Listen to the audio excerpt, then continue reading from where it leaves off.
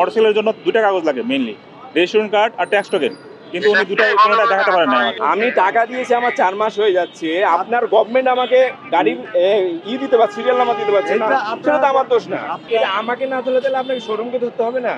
অবশ্যই শোরুমকে আমরা কথা আমাদেরকে বলবো। যেন হ্যারাসমেন্ট করেন মানে কি? আমাকে তো আপনাকে আপনাকে হ্যারাসমেন্ট না তো কি? আপনাকে ইয়েতে যায় বিএটির সাথে কথা বলবো। বিআইটি তো আপনারা আছে কি করতে? আচ্ছা, আমরা কথা বলবো কেন? আমরাও কথা বলবো। আপনি যেটা না না না, বলেছেন, এটা তো একটা হ্যারাসমেন্ট। আমার harassment হেলমেট মানে আছে, sorry, আমার লাইসেন্স আছে, sorry, আমার গাড়ি আমার 4 মাস হয়ে গেছে, আমি দিয়েছি। এটা আপনাদের দোষ, এটা তো আমাদের দোষ না। আমার দোষ কি? আপনাদের দোষ। আমাদের দোষ কেন আপনার হতে দায়িত্ব, যাবে? আপনার কালেক্ট করার দায়িত্ব আপনার।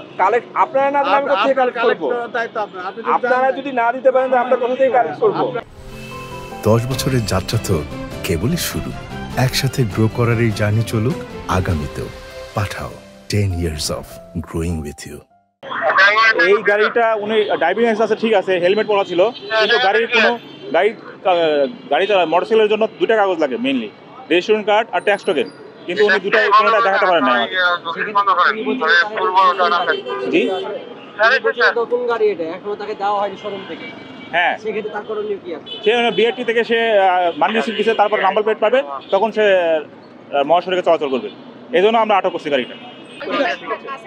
আপনি চাইলে আমি সেটাও দেখাতে পারি। আচ্ছা, থ্যাংক ইউ।